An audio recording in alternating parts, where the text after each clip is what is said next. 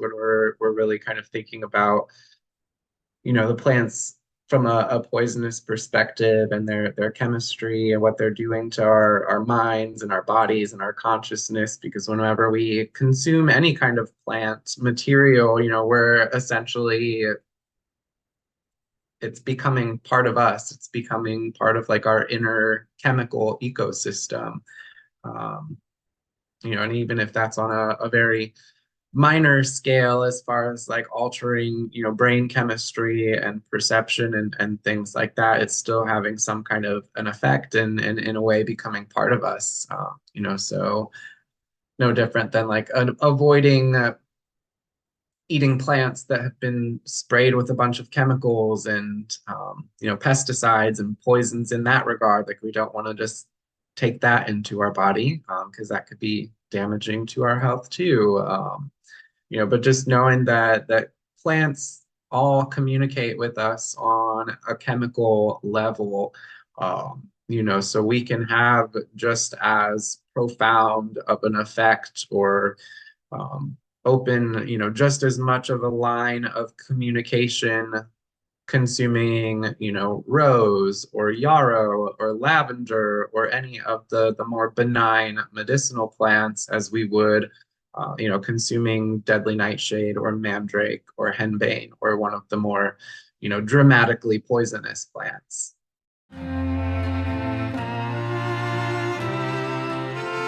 Welcome to Coffee and Divination, a podcast about the arts of obtaining hidden knowledge in changing times. Join me, Joanna Farrar, to chat with experts from around the world on tarot, runes, geomancy, and the many ways divination can help us navigate and plan our paths ahead. My guest today is author and herbalist Coby Michael. Coby is the author of The Poison Path, Baneful Herbs, Medicinal Nightshades, and Ritual Entheogens. He also blends and sells incenses, oils, tinctures, and many other items on his website, The Poisoner's Apothecary, which you can find linked in the show notes. The history of divination, magic, and herbal medicine is linked as far back as we really have demonstrable human records.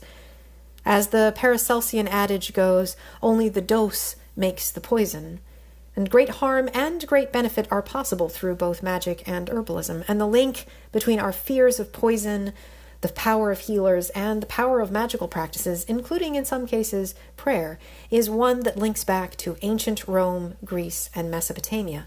And I greatly appreciated both Coby's book and our conversation for this show. We are all intricately, inseparably involved in webs of relations with plants every day, in everything we eat and drink and live with, whether those plants are what we think of as classically toxic or benign. And the more respectfully aware we are of those relations, the better our health and our magic can become. Before going any further, though, it is vital to stress that the plants discussed in this episode include many that are potentially deadly. No one should interact with these plants without consulting a doctor or a licensed physician, and nothing contained in this show constitutes medical advice or should be taken in the place of that advice. Please research these things very carefully. Do not ingest or put things on your skin or in your lungs unless you have professional guidance on these things. Neither myself nor anyone associated with this podcast is responsible for any adverse effects that come from using information in the episode. There are a lot of safe ways to interact with plant medicine, and we encourage you to take these precautions seriously. Very much on the topic of plants also, as many of you know, I will be presenting a workshop on divination in person at the second annual Plant Cunning Conference in New York later this month, in July, and details on it are in the show notes. I'm honored to be taking part once again as a presenter. Details on the weekend are in the show notes, and I hope you can join us for a very magical weekend. I'll also be a panelist in the upcoming online Second Esotericism Outreach event, a Societas Magica online workshop. And that will be on the 24th of July, 2024.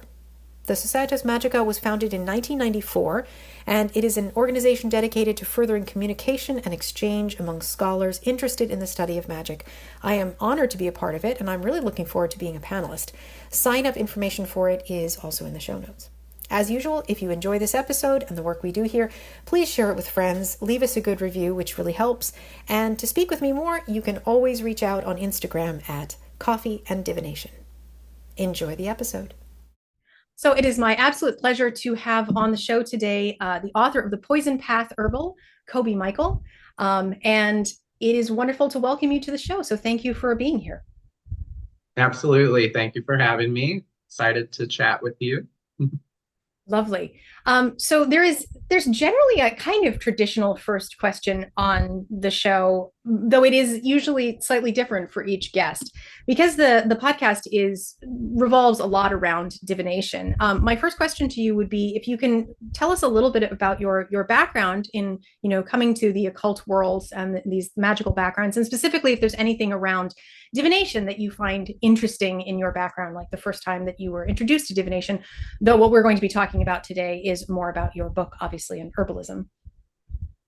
All right. So I've been interested in witchcraft and occultism and magical practice since I was a teenager. Maybe even a little bit before that. Maybe like 11, 12 is when I really started to find different books about the topic and really kind of become aware of it as something that was an actual practice that real people did outside of like Disney and Hollywood and things like that. So we're going on about 20 years worth of sort of my own personal exploration in that realm.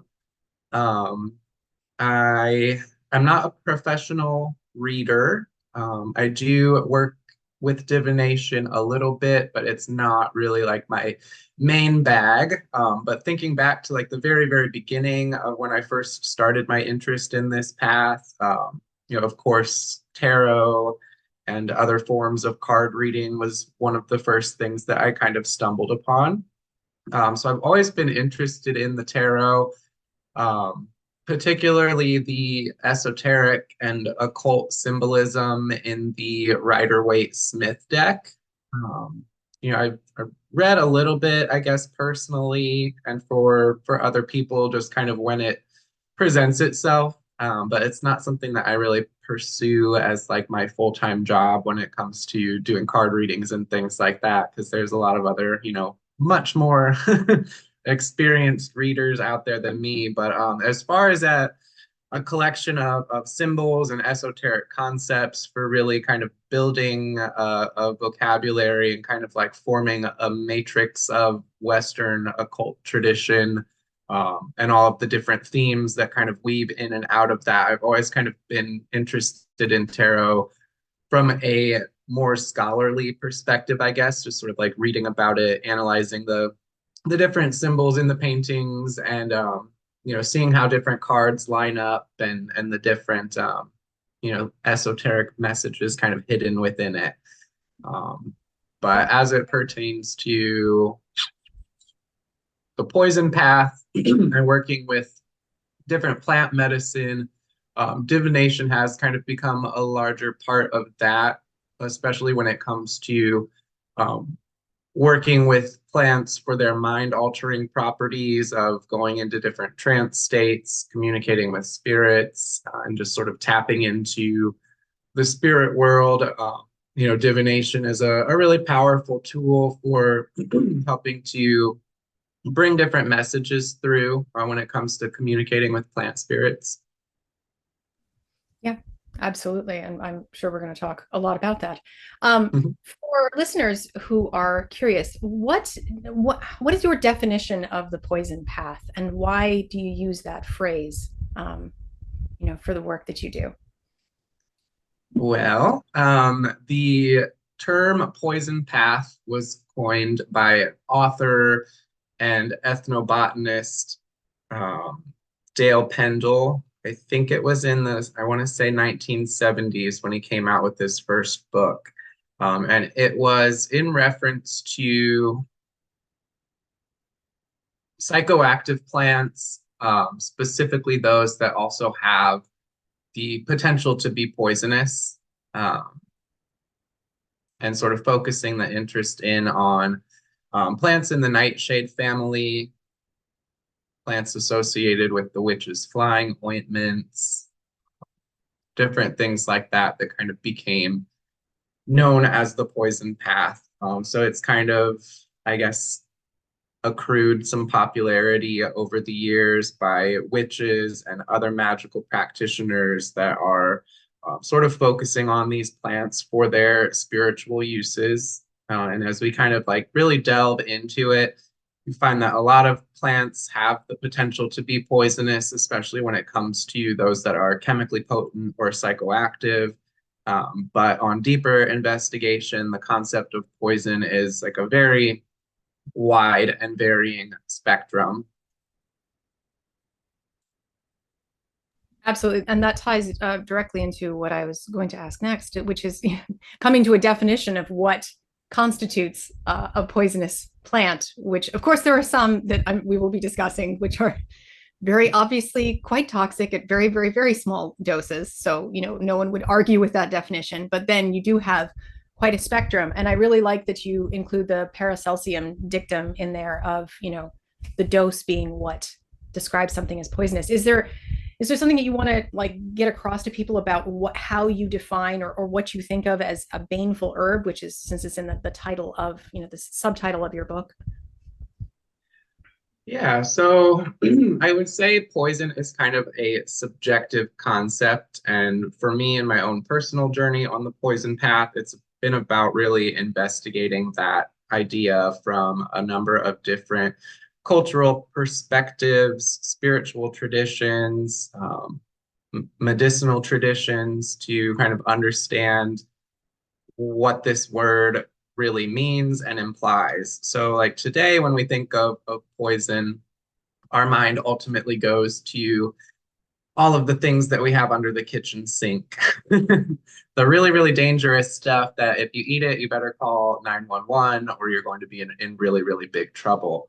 But in the ancient world and even in more contemporary practices of medicinal herbalism, it is kind of a very broad and varying concept as far as what constitutes poison. And in the Middle Ages and the Renaissance, there was a big sort of debate and conversation as far as what constituted something as being a poison. Was it in its absolute substance, its chemical composition, in that even in the smallest amounts across the board, that poison would ultimately lead to death?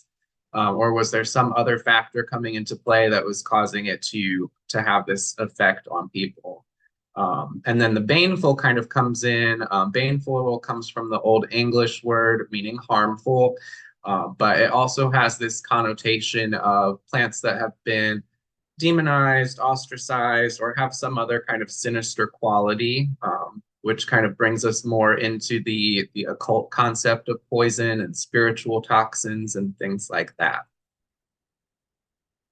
Yeah. So immediately we're talking about dosage, but we're also talking about the ways in which they're used, which I think also will come into play with some of these discussions. Like there are contexts when something is context appropriate and other times when it would not be. And that's not just about the dosage. It can be the ways in which they're being interacted with, which I think is it's a very interesting discussion, which I don't think our culture does very well. So there has been, so the coven that I'm in, that I'm a high priestess of, is Wiccan, although we use the word witch a lot, but it does come from Wiccan roots, ultimately, our tradition. And there has been not just from in the 20th and 21st centuries, but certainly for ages and ages and ages, almost to prehistory, a lot of fear and understandable issues around these deadly herbs or these potentially dangerous compounds. But especially within the occult community in the 20th century, there was a lot of negativity around this, or just a lack of information. But that's really started to change. So you pointed out another author. There's a number of works that are coming out. Your work is very important for that. Have you seen that there's there's certainly a growing interest in this? Have you seen that culture is changing around it? And why do you think that might be? Yes and no. I definitely think that there is a large chunk of the magical community that's becoming more open to working with poisonous plants or psychoactive plants. And I think a lot of that has to do with kind of the um, you know, things like cannabis and psilocybin mushrooms and LSD and even MDMA, different things like that becoming a little bit more socially acceptable in a clinical context. Um, people going to ayahuasca ceremonies and different things like that, and going through their own healing processes, and that kind of being sort of a trending thing to do. It just seems like people are becoming a little bit more open to that. And some of the trepidation that I guess was perpetuated from, even just in the modern time, like the 1960s up until the 1990s, when there was all of this like reefer madness and satanic panic and things like that. Like that was all very much kind of wrapped up in counterculture and different marginalized parts of society that, sort of the development of our ideas around what plants are acceptable to work with, and you know what different groups of people that are allowed into quote like normal society. Like it's the story is kind of like parallel in how it's evolved, and I just think that it's becoming more acceptable. We're becoming more of a global culture. There's more awareness in society in general, and I think that's kind of reflected in the magical community becoming more open to that. But that's not to say that you do encounter people that are just like simply not interested and shut off to the idea. And then also people that are, just overly fearful. And I think that just kind of comes from not even misinformation, but just a lack of understanding and lack of experience, just because they're not things that we normally would come into contact with on a regular basis.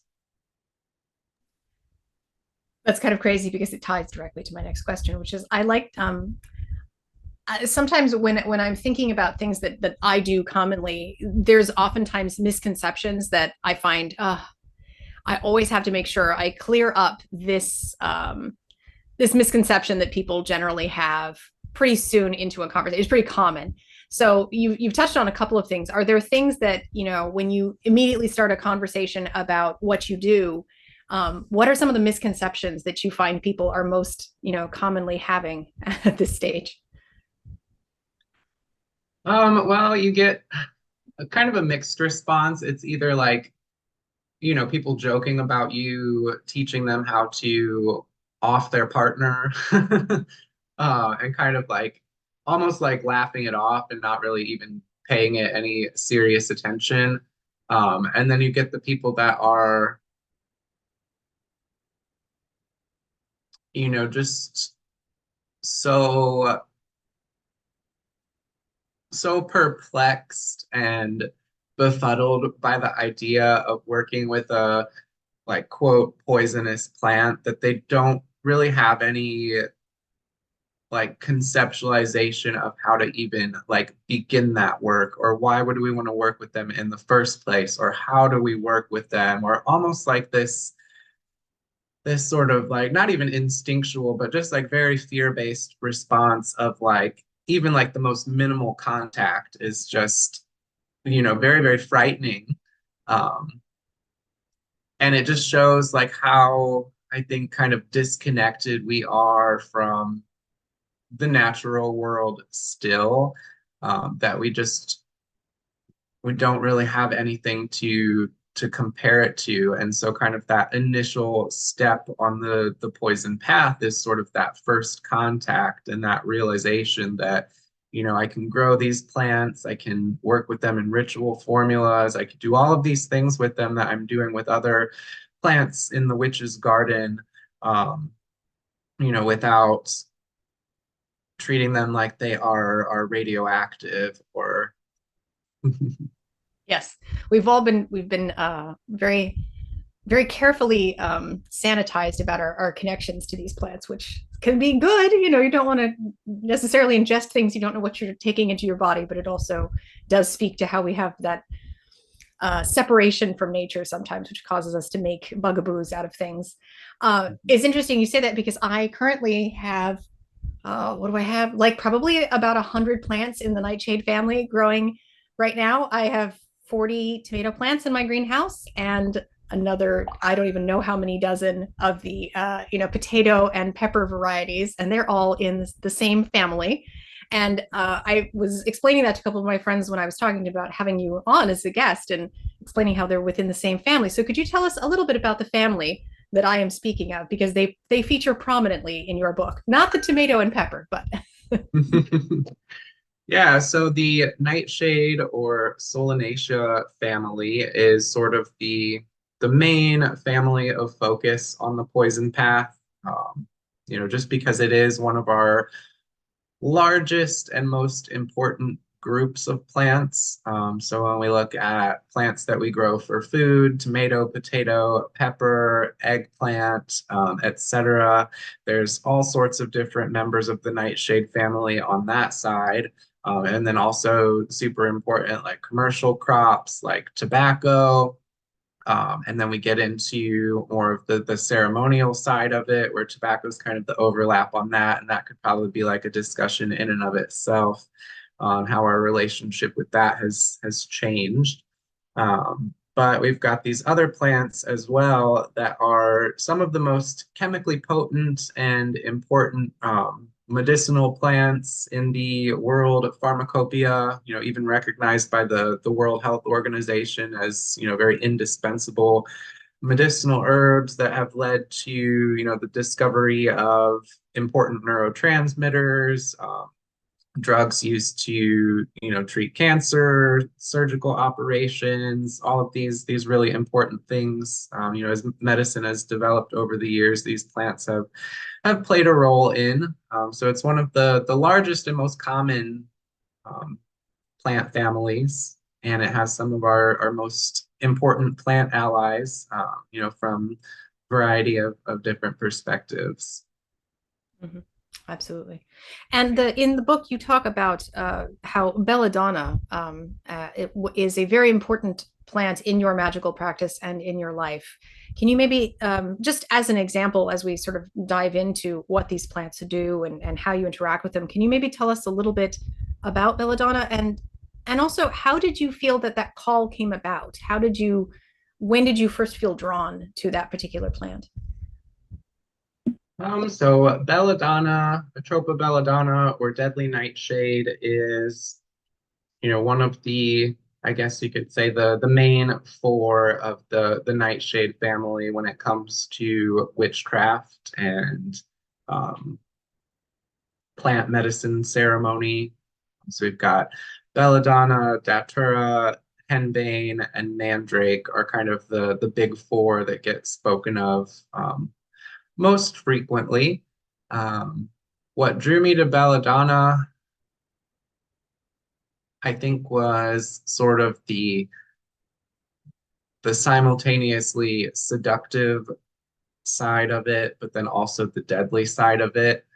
So for me, it very much represented the archetypal witch, and very much connected to sort of medieval European witchcraft and all of the different ideas and folklore surrounding that. So it was just sort of the one that stood out the most to me as kind of a patron plant spirit of witchcraft and magical practice. Um, you mentioned in the book, and this is kind of a side question. Do you have like a garden where you are growing belladonna? I'm assuming that you do, but I just want to know, like, was your first interaction with it more through like reading about it, being curious about it, growing it? Kind of like practically, how did you first interact? When you were curious about it. So my very first, I guess, exposure to even the mention or existence of it was in Practical Magic. Of course. Um, Played a big Excellent. part in that movie. and kind of my initial budding interest in witches and witchcraft as a kid. So it always kind of stuck in my mind. And, there were a few, brief mentions of the plant in various different books that I read as a kid.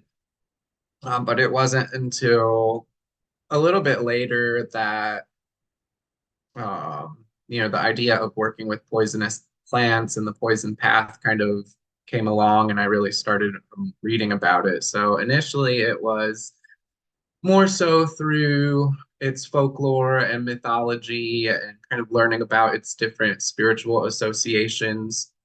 And then I guess I don't even remember how I stumbled upon my first belladonna plant. And that's really like a lot of how all of this has been, is just things have sort of like fallen in my lap, where I've stumbled upon a source for these plants, or a specific book that had the next bit of information that I was looking for. So it's been like a very spirit-led kind of a journey. But initially I grew most of my plants outdoors, but now that I'm down here in Florida, I don't have like an outdoor patio or space that I can grow outside. So they're all right next to me growing inside right now. Very cool. Yeah, and it's in the book. I know that you do mention, when people are feeling called to these plants, it's just paying attention, which has a lot to do with divination as well. But it is interesting because sometimes people will dismiss things like, well, it was from a movie and I thought it was really cool. That's just as valid a way for spirit communication to come through. It's not necessarily, it doesn't have to be the clouds parted and then I knew that this was the thing. It's a thing that can just keep showing up and you keep paying attention to it. And that's the nudge that's pushing you in that direction. If you get the clouds parting and the eagle lands on your shoulder, I mean, that's cool too. But it's very interesting. So in the book, you also, which I appreciate, which I think is very important, since we are talking about, we're going to talk about, how you include, of course, magical formulary things. There are practical incenses and blends that you have very much a part of the book. But when you are thinking about blending and in any way, shape, or form interacting with these things, it's also important to know the chemistry of what it is that you're really dealing with. And not to mention the history of alchemy and magic and chemistry and the history of science all being wrapped up together anyway. But I figured that it might be interesting as we kind of delve into a couple of these plants. You speak a lot it comes up so many times in the book, the tropane alkaloids and the effects that they have on the body. And that's a lot of times what the chemical compound is, or the interactions that are causing some of these effects. In addition to, spirit things, it is those chemical compounds. Can you maybe explain what tropane alkaloids are, or give us a little bit of insight into the chemistry of some of these plants? Sure. So the tropane alkaloids, or as they're sometimes commonly called, the nightshade alkaloids, are a group of chemical compounds that occur in the nightshade family. So they are secondary metabolites. So they are just kind of a byproduct of the plant's metabolic process. It may play some role in deterring different herbivores, different animal predators. But I don't know how true that actually is, because a lot of herbivores have a tolerance to tropane alkaloids and they don't really have a problem eating the plants. But like cats and dogs and other domesticated animals will just tend to avoid them altogether. So I think the animals just kind of instinctually know, what to do when it comes to interacting with a specific plant. But they are a really important group of chemical compounds. So we've got kind of the main ones being scopolamine, hyoscyamine, and then atropine are sort of the main three.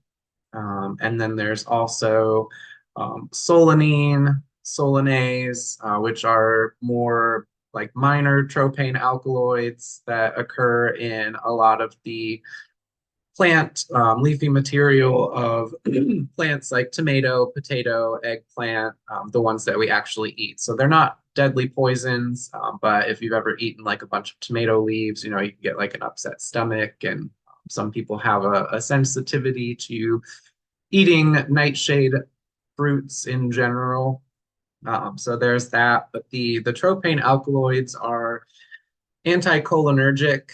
So they have a dramatic effect on our brain chemistry, the processing of the neurotransmitter acetylcholine, which I believe was discovered in 1831. This regulates a lot of our body's most important processes. So specifically like the involuntary muscle movement in our digestive system, uh, even the little muscles in our eyes that cause our pupils to contract and dilate. So those chemical compounds have become super important in medicine, from motion sickness to ophthalmology to being used in surgery, not only as an early form of anesthetic, but also in more contemporary surgical practices to keep all of the juices inside us while they're doing the surgery. Yes, very, very important. And they also have, so they are used in modern medicine in various ways. Then they also have extremely long histories of use in ancient medicine as well. I think you mentioned a few, uses in ancient Egypt and other ancient cultures for these. So these effects are well known throughout time, although their uses have changed a lot. Speaking of the uses of them, so with regards to some of their impacts, there are a number, some people who are familiar with witchcraft may have heard of flying ointments, and that the idea of a flying ointment is known in pop culture and has a fraught historical history of exactly how accurate some of those recipes are or what their effects were thought to be. For those who may not know, can you just explain briefly what a flying ointment is and what it was thought to be, and how it may involve these, baneful herbs? So basically, a flying ointment is a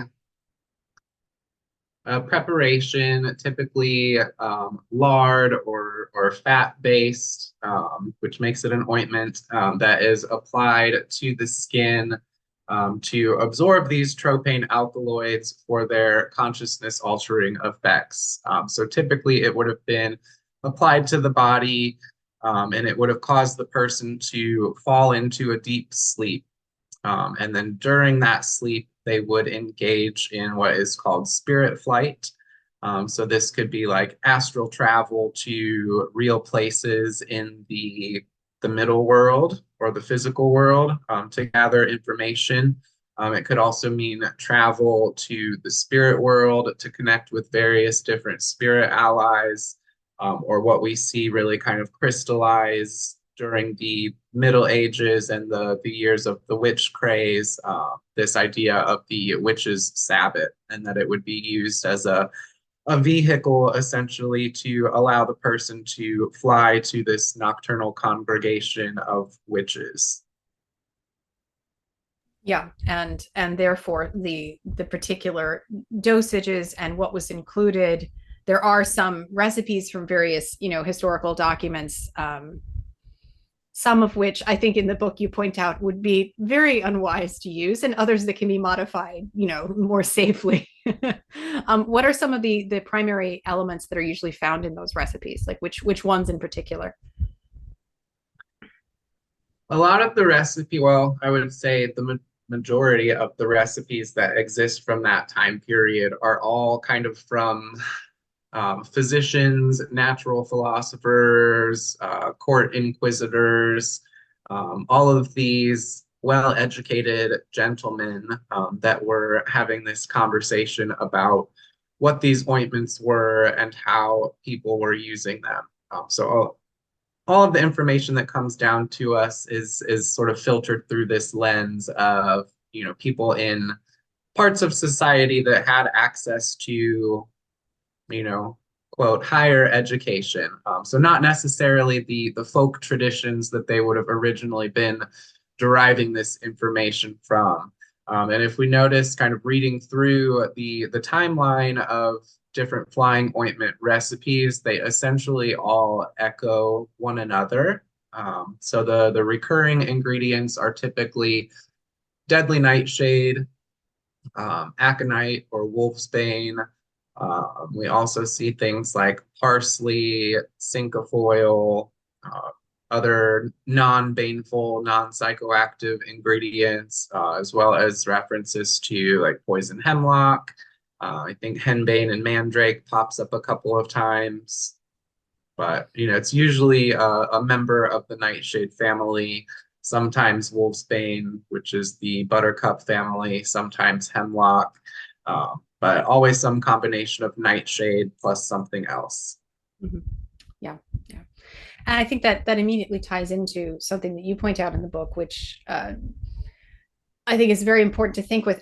In pop culture, there's the idea of the flying ointment if people have heard of it, but there's also just kind of like all of these things being tied to what you mentioned of someone making a joke of like, oh, you're going to help me off my husband, which is not to say that the use of pharmacon and pharmakeia and also witchcraft for these types of things when we're forbidden or illegal and stuff like that does get tied to murder and all sorts of other crafts, but it is also that it's not necessarily about downing a potion that includes these things. There's a lot of other ways to interact with these plants that do not involve ingesting them, and there's a number of recipes in the book. Can you just maybe briefly speak to the other ways that these plants are used in other forms, which are for some of them much less dangerous than ingesting them, though they all are different? Yeah, so ingestion is a totally different ballgame. When it comes to working with these plants, they behave drastically differently, and you can get yourself into some very uncomfortable and potentially dangerous situations. So there is this idea of topical application, or what would be called inunction. And this is applying a product topically so that a small amount of a potent plant compound is absorbed into the bloodstream slowly over a period of time. So these plants have such a big bad rap and dramatic reputation that people are generally a little trepidatious when it comes to even topical application. But that is relatively safe when we compare it to oral ingestion.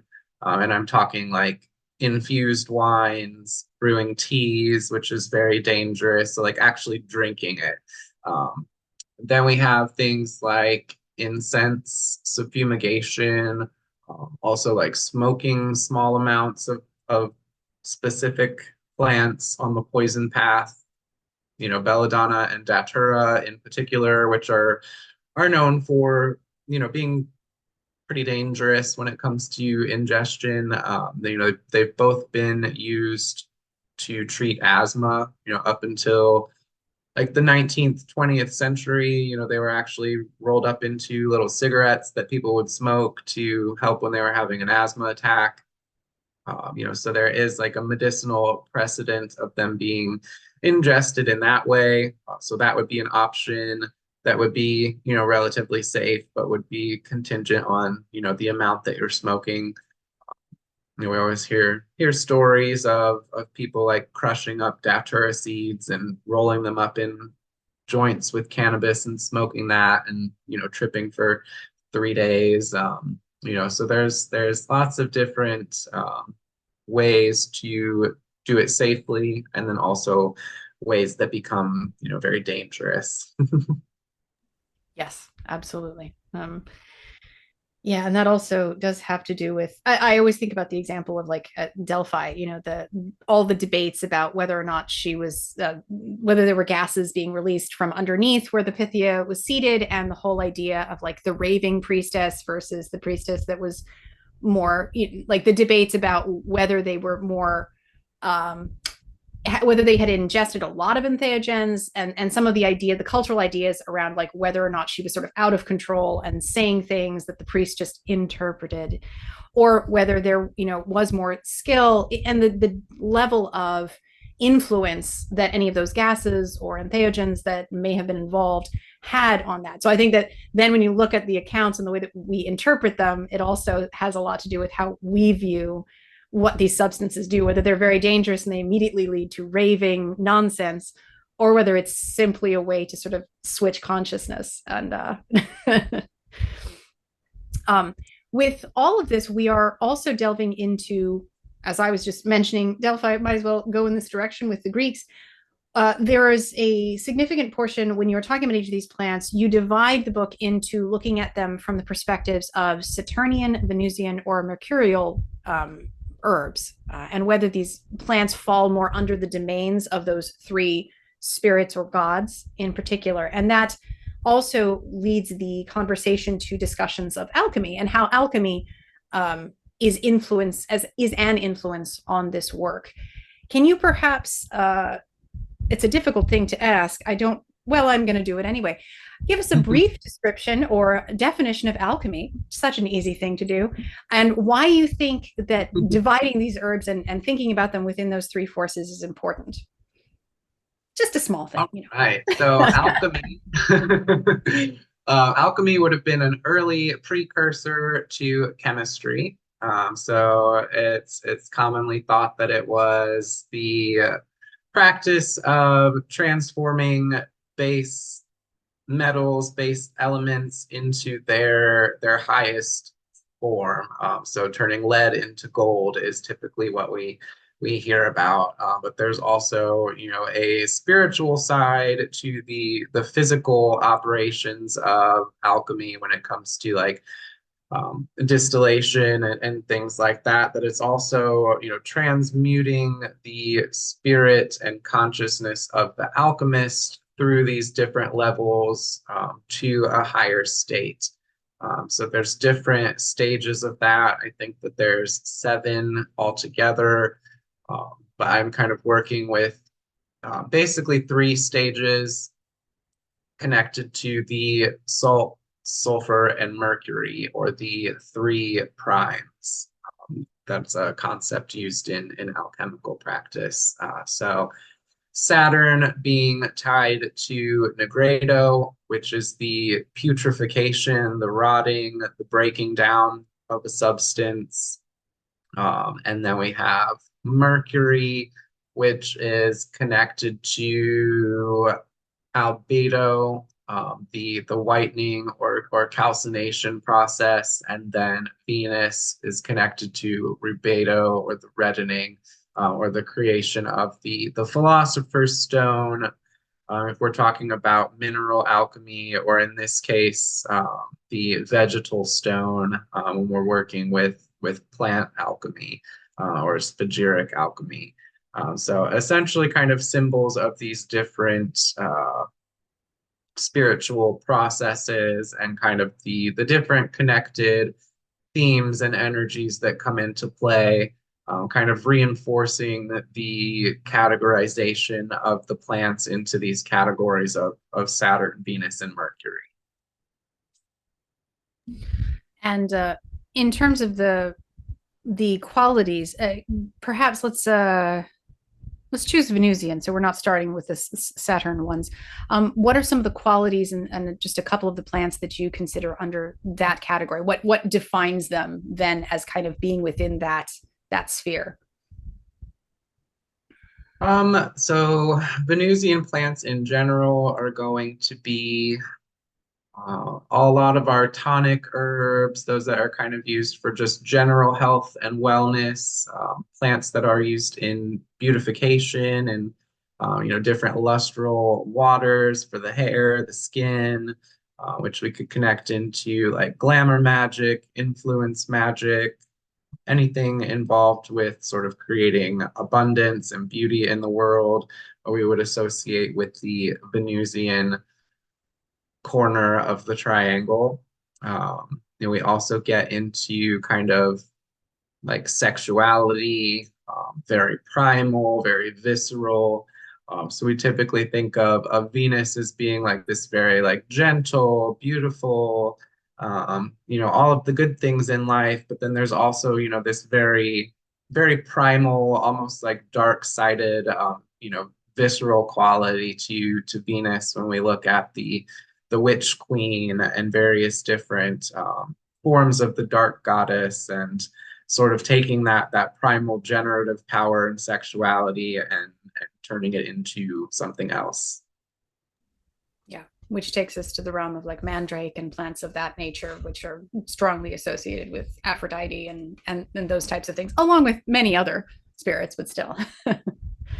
um, so when we are talking about the ways in which this relates to divination, of course, it's quite obvious that we are talking about changes in consciousness, changes in our ability to interact with spirits and more easily perceive them or receive information in some way from the spirit world because of that switch in our consciousness, that loosening somehow.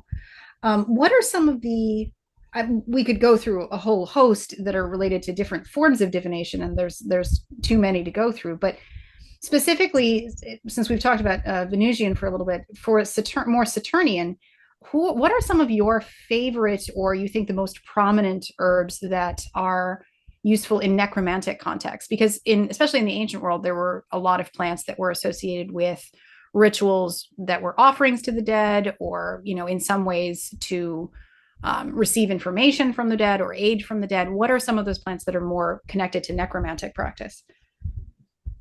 I think, we could argue that almost all of the plants on the poison path are going to be connected to necromancy, just simply through their connection to being potentially deadly. A lot of them are associated with the underworld. So, very much involved in necromancy because that's the place where the shades of the dead live and where we call them up from. So any, chthonic or underworld associated plant is going to have some tie to that.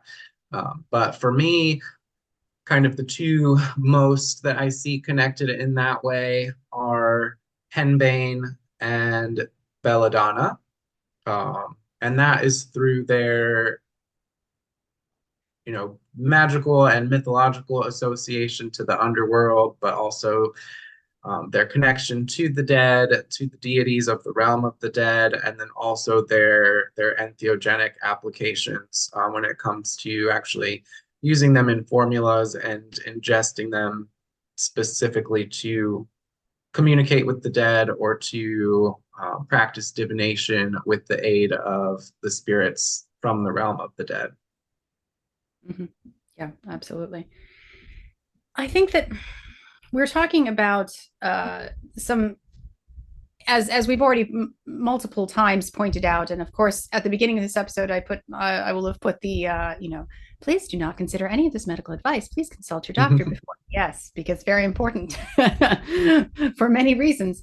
But are there any contexts in which, because I mean, you are as an author and sort of a person who presents on this and speaks on this, are there contexts that you feel it would be inappropriate for someone to interact with this, or things that you, outside of the usual, don't interact with abortifacients if you are pregnant or trying to conceive, or the usual?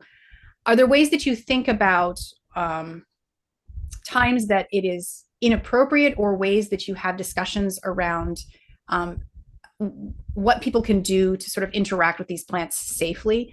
It can be also from the standpoint of sort of like mental health issues or other like physical conditions, because as a tradition, I feel like that's part of why the occult community has distanced itself so greatly from these substances, is that we are afraid of having those conversations. They are very difficult. Are there any like things that you think are important for people to keep in mind about when it might not be appropriate to work with them?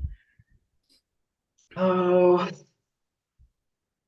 so there are a lot of safe ways to connect with these plants. They are very powerful spiritual allies. So options for connecting to the plant spirit that don't necessarily involve ingestion or direct contact with the plant, whether it's working with them in flower essence form, which is more of an energetic kind of vibrational remedy that we can use to connect with the plant, or creating what I call plant spirit glyphs, which are symbolic representations of the plant spirit and their particular energy that we can use to connect with in spell work and meditation.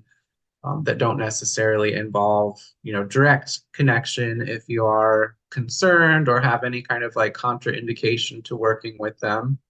And then we would kind of move into topical application, which would be the next safest rung on the ladder. So working with different flying ointment formulas or ritual oils, anointing oils, because flying ointments are essentially anointing oils with some sort of wax added to make them thicker. That's going to be the safest way. A lot of my family members actually use my Deadly Nightshade ointment for pain relief. So we're talking like both of my parents, and then also my grandma who's in her 80s, and a few other people have been turned on to the Deadly Nightshade ointment for pain relief. So it is something that is safe for people to use magically and medicinally, and it's not causing any like dramatic side effects or anything like that. But when we think of like actual contraindications from the medicinal standpoint, I think that this would be more of a concern when it comes to ingesting plants in the nightshade family orally. So whether you're, thinking about taking a tincture or adding them into a smoking blend, or, if you're really looking for a difficult time actually drinking them, which I don't recommend anybody do, because that's probably the most dangerous approach. Things that are going to be contraindicated with that would be any kind of like MAOI, monoamine oxidase inhibitor, which can just like alter the way that your brain is absorbing and reacting to certain chemicals. Any of the GABA antagonists, the GABA family, and that would also be things like benzodiazepines, things that are like slowing down your heart rate, slowing down your respiration. Adding nightshades on top of that, probably not a good idea. If you're on any kind of like heart medication or have any kind of heart issues, or maybe you've had like heart issues in the past, or your heart's just not working optimally, I would probably avoid ingesting any kind of poisonous plant just because of the effects that they could have there. So a lot of like the common sense contraindications to a lot of pharmaceutical medications or just anything that is going to have a dramatic effect on physiology. Of course, if you're pregnant or trying to get pregnant, definitely a bad idea to ingest any kind of poisonous plant.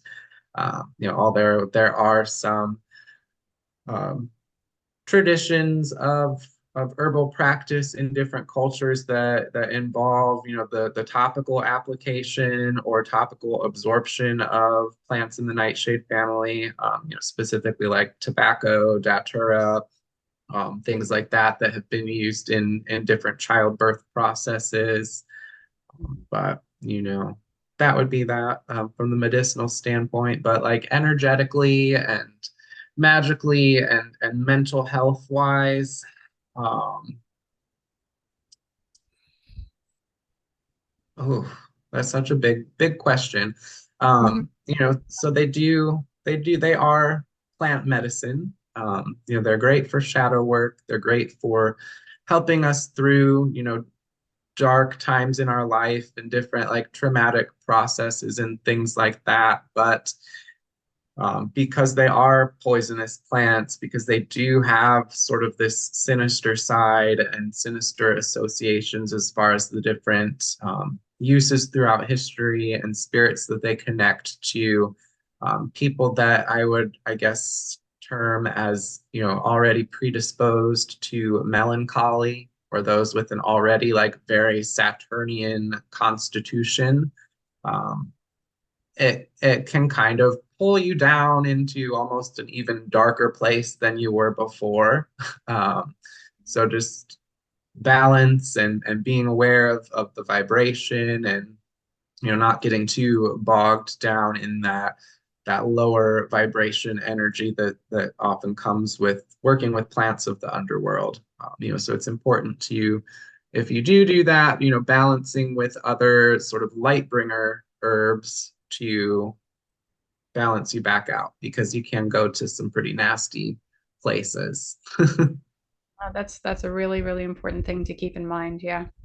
Our tradition has like buddy system rules, which is like it's like if you went hiking, it's better to go in a pair, better to have like make sure people know what you're doing and then checking in with people. So making Absolutely. sure the spiritual side, you're also not only, exercising common sense and research and all of that good stuff, but then also, making sure you have balance with how you're interacting with all these things, which can be helpful if you reach out to people. So but I think it's what you bring up is also important, like how the nightshades and your family find that very useful for pain relief. There's a lot of I think it's sad, and I think about this often, how our culture doesn't really, and this goes back to the disconnection point we were talking about earlier. Our culture doesn't have a great feeling of connection or respect for the connection and the power of a lot of plants that we consume. Pretty much everything has chemical impacts on us when we consume it. It's just that we kind of, if it's not a poison, if it's not found under your sink, like you said, then it's like inert and it has no impact. Meanwhile, of course, that is not true. Like we drink chamomile tea, and you can drink mugwort tea or many of these other plants, which we would not classify as poisonous, although mugwort is more serious than chamomile in some ways.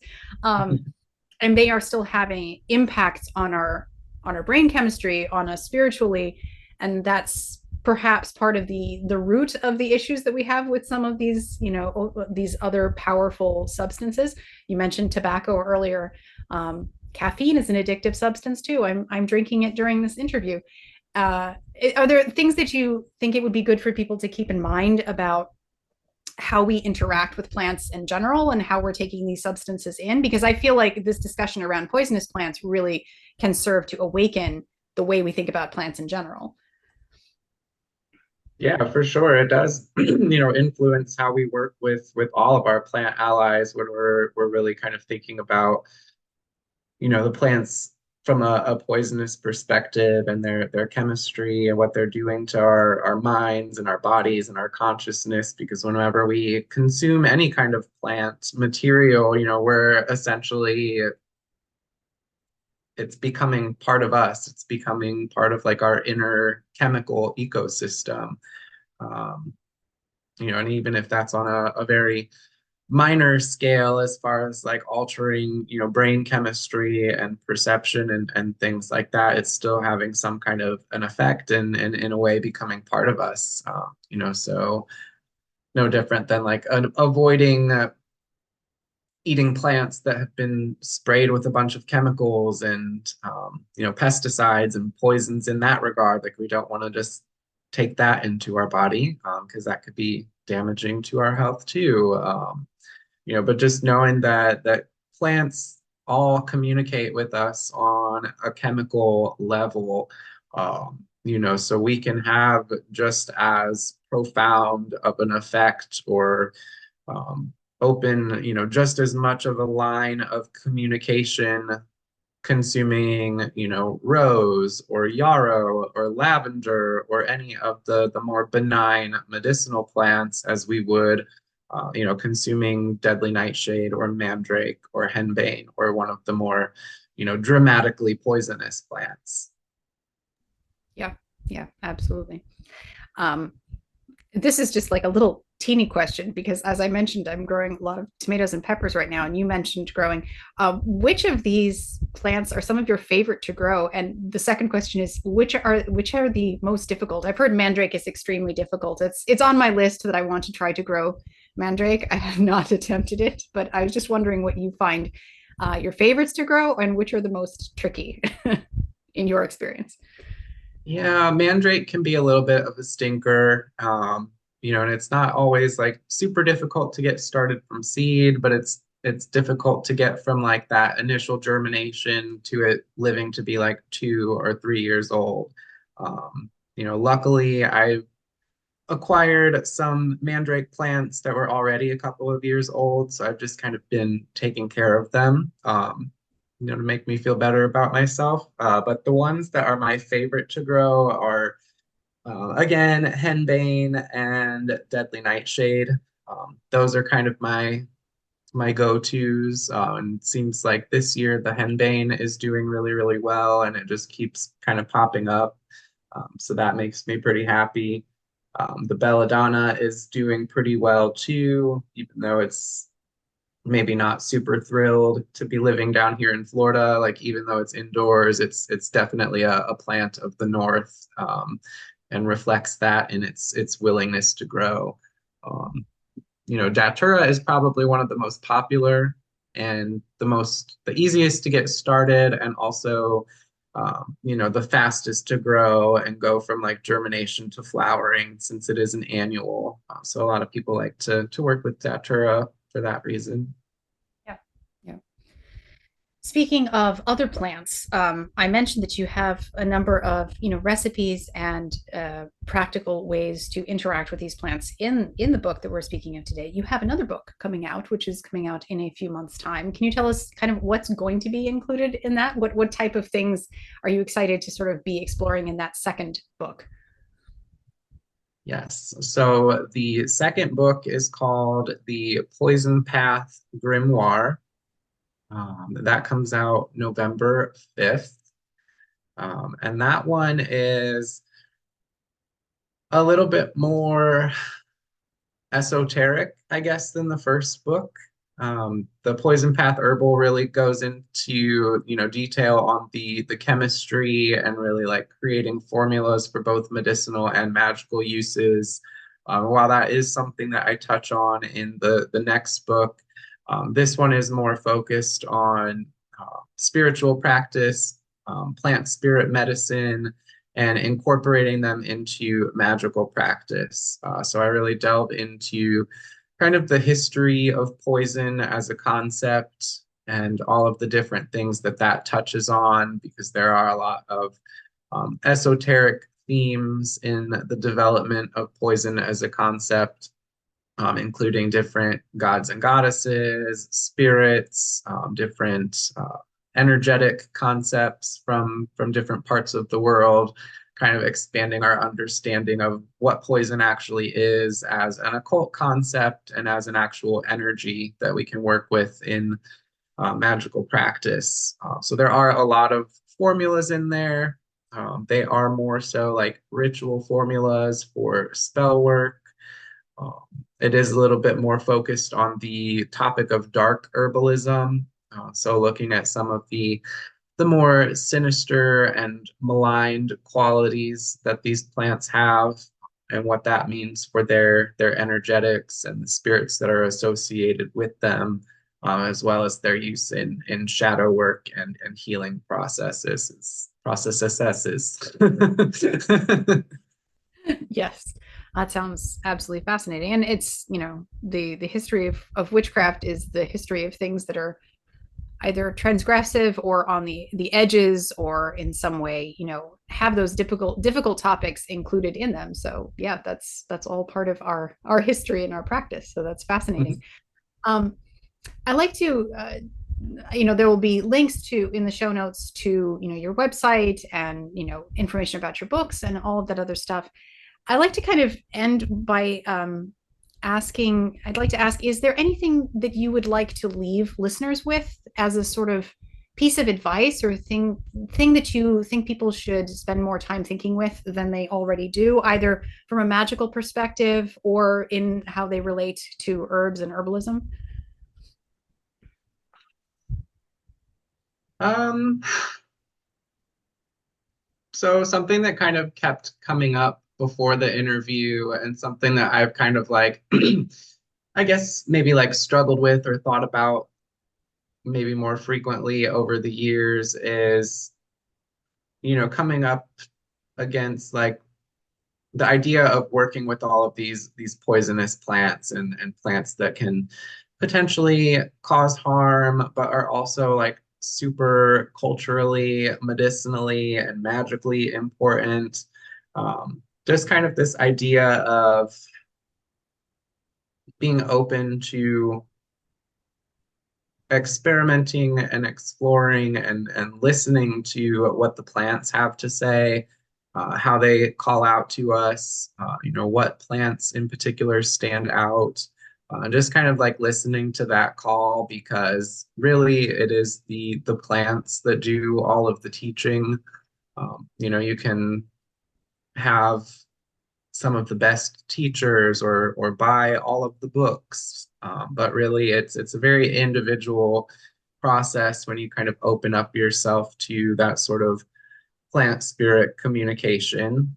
Um, Herbalism today in the modern age, from a clinical perspective, is, very gatekeepy. And I feel like that is kind of a characteristic of any sort of trade or guild or organization that is um, held together by a member run regulatory agency.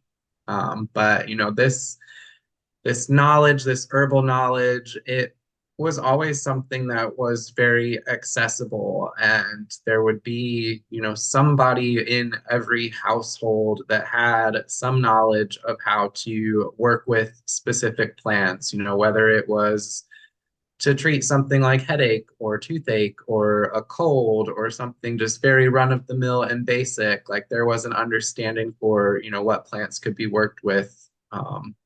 And it just used to be like a very common, like day-to-day part of knowledge. And it's something that we've kind of like traded off for, Tylenol, aspirin, other pharmaceutical things that we have in the medicine cabinet. But herbalism is something that can be practiced by anyone. Um, and it shouldn't be closed off to anyone that wants to pursue that.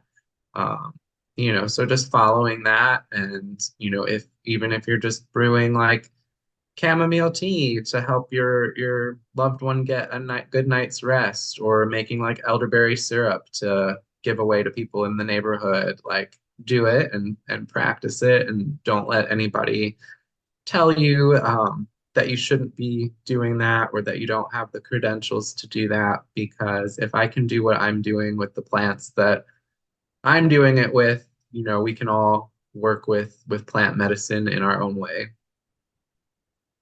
That is, I could not agree more. I think that is a wonderful thing to leave people with. So thank you for that, and thank you for coming on the show. I hope we will speak again when your next book is out. I'll be looking forward to reading it, and I'm sure many of our listeners will be looking forward to it. So thank you for your time.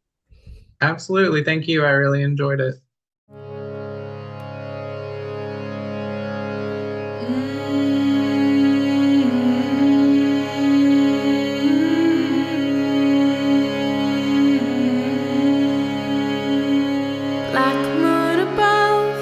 Stars overhead, don't you dare guide me back to my bed. The river is frozen.